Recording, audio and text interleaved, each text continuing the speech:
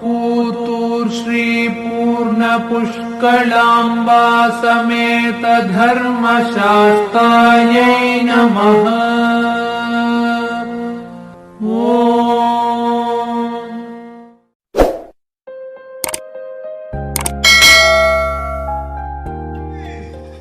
अब देखा हमार तो शादी हो गलो, सबके खुश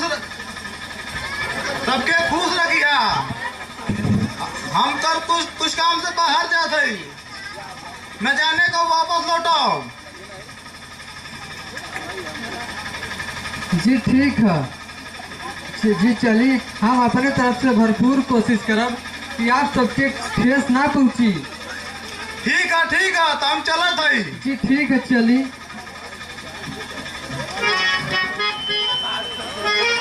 माजी गोल लगत है। कल मुही कहीं कर आई ले बड़ा प्यार दिखावे। तो बात का दिलस रे न सिकड़ी दिलस न मुठी दिलस न गाड़ी दिलस। आउर ताउर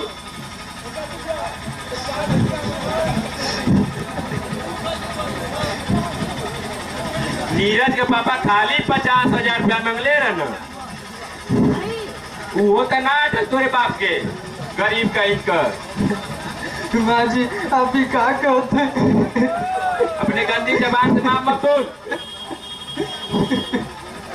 माजी हमारे बाबूजी से जवन कुछ हो सकल सब कुछ तो दियोले। चल हट कल मुही कहीं कर।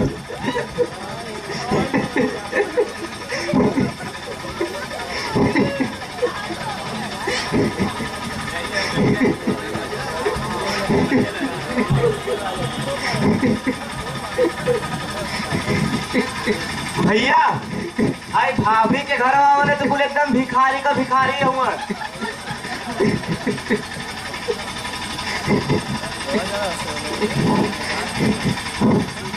हमारे बड़का भैया नीरज के देखा महीना का 1 लाख कमाना हो 1 लाख।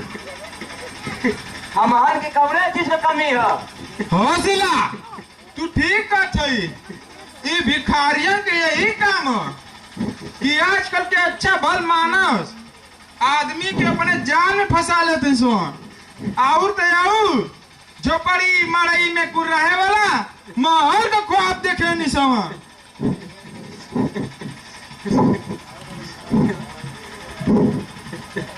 सब तो सब देवर बबुआ आपको तना देते हैं। आप लोग के जवन कहे के हमके कहीं हमारे बाबूजी का क्या गलती है। अरे जोड़ा तो भगवान बनावे ना।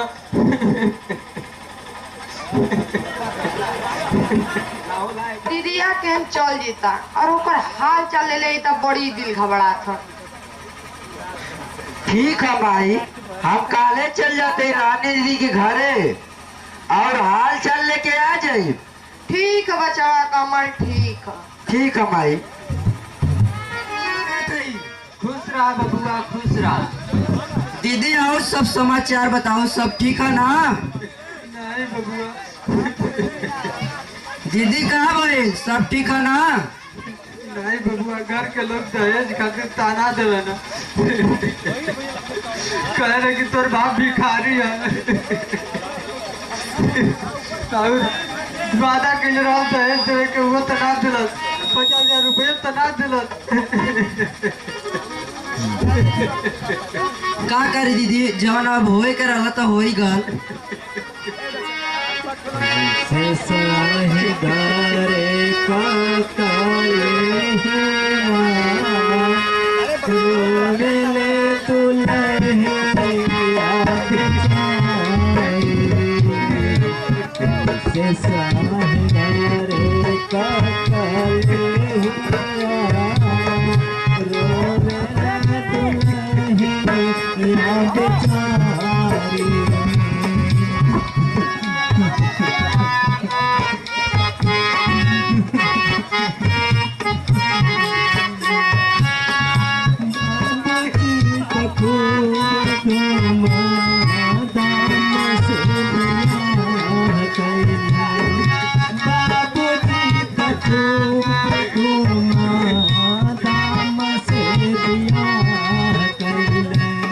चुप रहो बहनी, चुप रहो।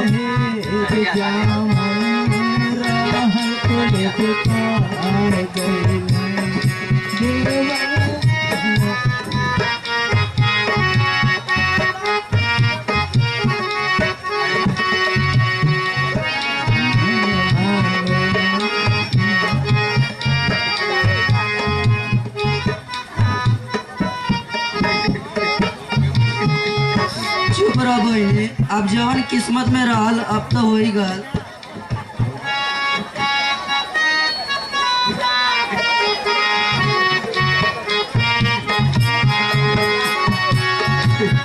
नदी के आदत पड़ल जैसे गुनगुनाए का, नदी के आदत पड़ल जैसे गुनगुनाए का।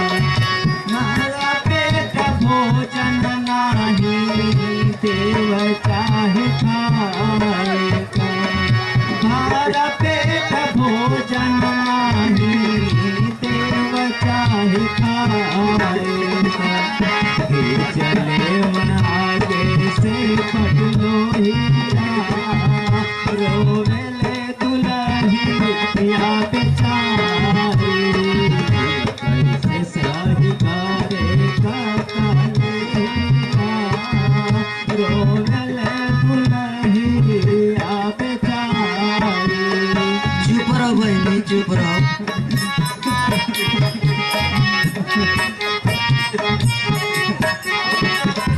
सासु की रोज रोज हालू बनावे,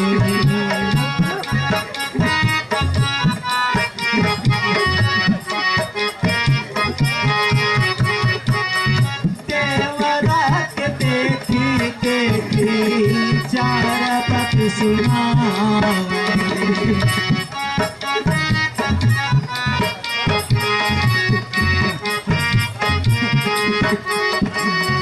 सासु की रोज रोज हालू बनावली, देवरा के देखी देखी चार पद सुनावली। मार दावली के लावारिया, रोवेले दुलही याद चारी, करके सही करे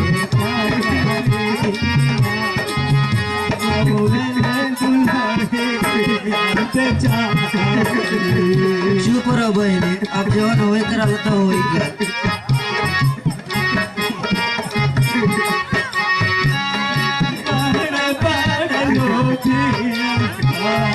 बड़का बड़का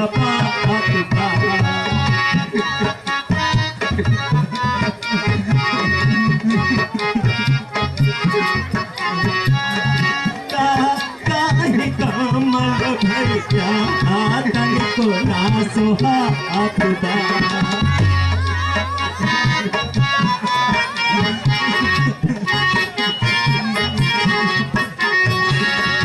बड़े बड़े लोभियन का बड़का बड़का बात बा।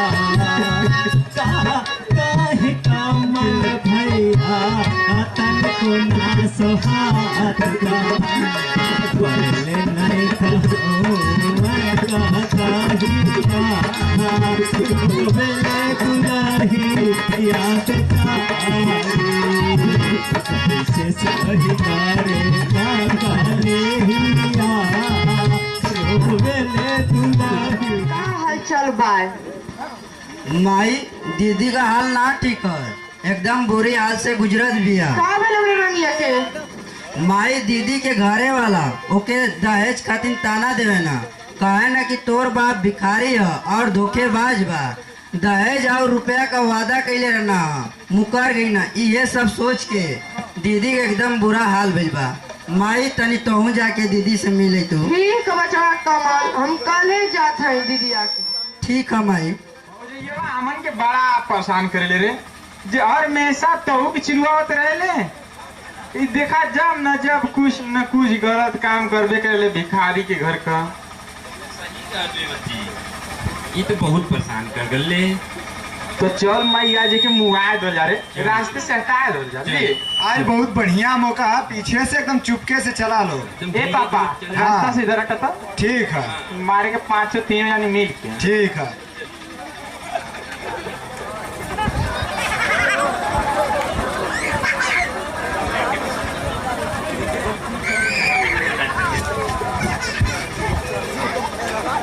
Hello hello. बगरी उसकी माँ का प्रवेश है, अपने हाल चाल लेने के लिए वो जाती है कि मैं भी जाके हाल चाल ले आऊँ। जब वो उसके ससुराल में पहुँचती है तो ये ऐसा दृश्य देख करके उसका हृदय फट जाता है और कैसे उसको दुख को बयां करती है। लक्ष्मी का प्रवेश।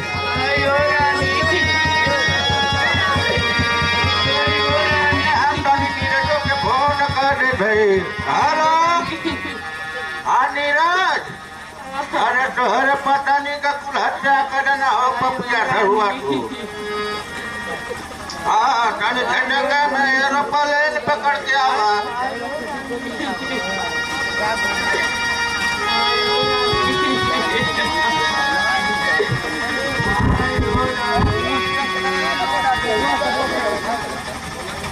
यह सब कैसे हुआ और कब हुआ?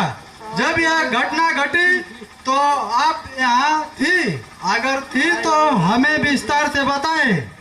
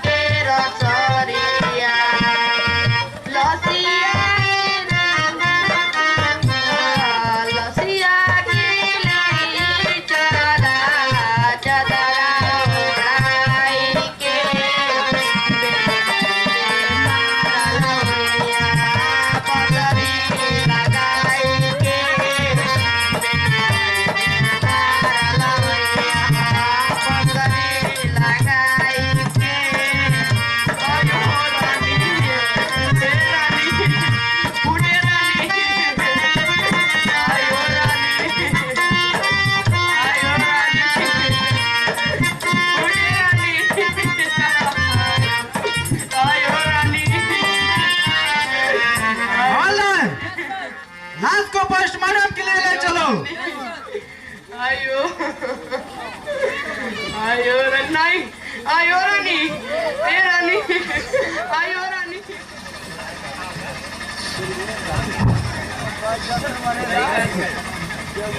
बेटा कैलाश हाँ माई कुल बवाल के जड़ रनिए रहा ले।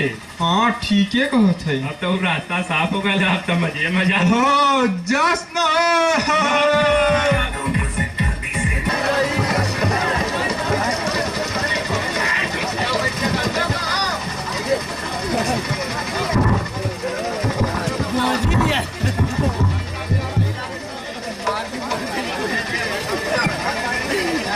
हेलो हेलो दरोगा साहब पकड़ ली पापियन के।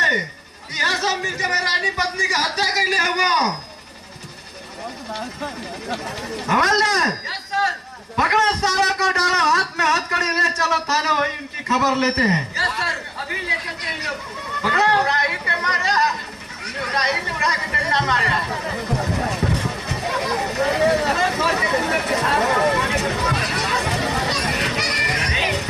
अरे भाई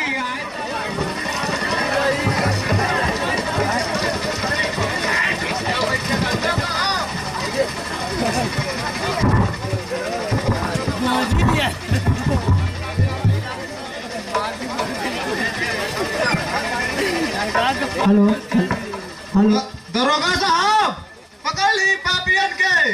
यह सब मिलकर मेरी रानी पत्नी की हत्या कर ले हुआ।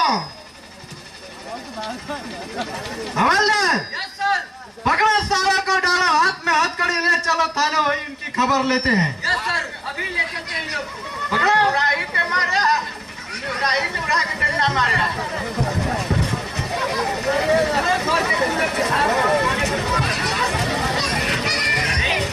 अरे भाई चेहरा तेरा अब देखे बिन तुझे ना गुजारा।